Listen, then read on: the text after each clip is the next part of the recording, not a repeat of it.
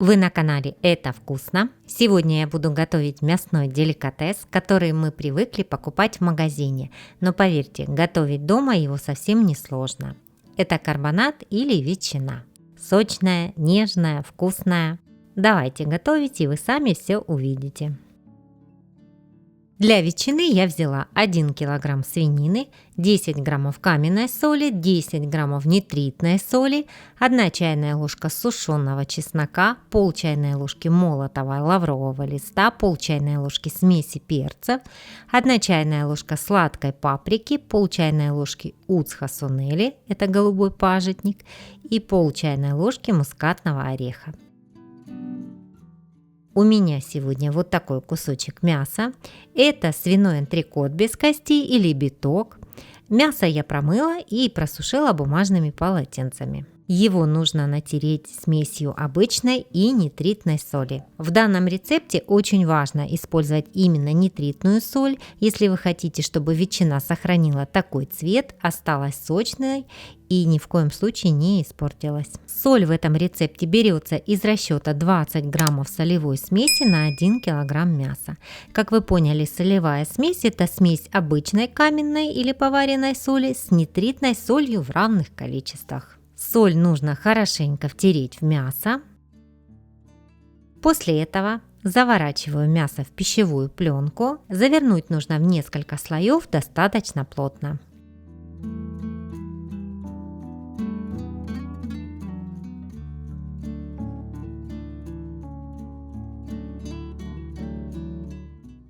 После этого убираю мясо в холодильник и оставляю его там на неделю.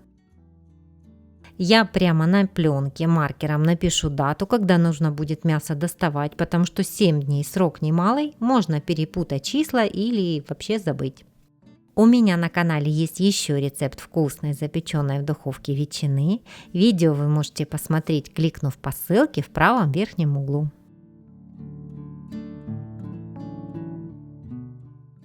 Прошла неделя. Смешаю специи, которые мне понадобятся. И ответственный момент, снимаю пленку.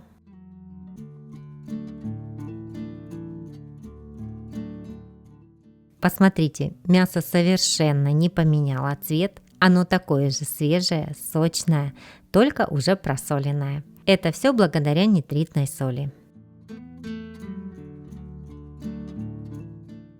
Натираю его специями, втирайте хорошо, немного массируя мякоть.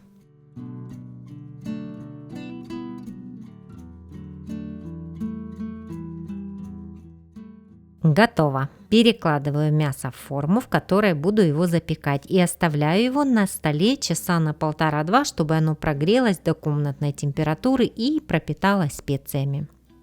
Затем ставлю мясо в холодную духовку. Важно, чтобы мясо прогревалось постепенно вместе с духовкой. Выставляю верхний и нижний нагрев и температуру 80 градусов. Такой кусочек мяса будет томиться у меня в духовке 4 часа. Итак, прошло 4 часа, я достала мясо из духовки, оно готово. Посмотрите, оно не поменяло цвет, не высохло и не уменьшилось в объеме. Сока в форме совсем чуть-чуть, а это значит, что из мяса он не вытек и весь остался внутри.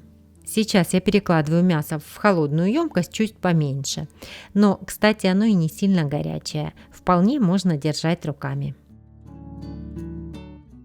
Накрываю пленкой и сразу убираю его в холодильник на 4-6 часов. В идеале оставить на ночь. Сейчас самое сложное не сорваться и не отрезать кусочек. Ветчина должна созреть. Ночь ждать я не стала. У меня прошло 5 часов. Давайте нарезать.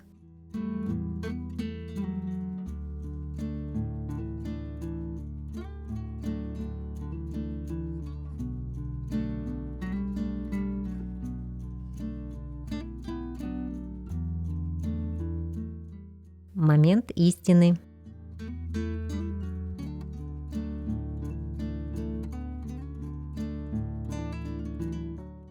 Красота! Настоящая ветчина, сочная, Мягкая, красивого розового цвета и очень ароматная и вкусная.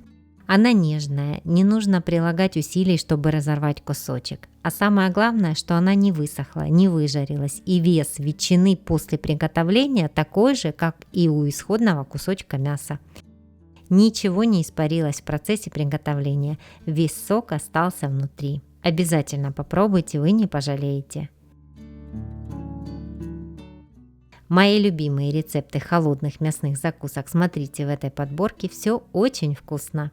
Понравился сегодняшний рецепт? Поставьте лайк этому видео и не забудьте подписаться на канал, это вкусно.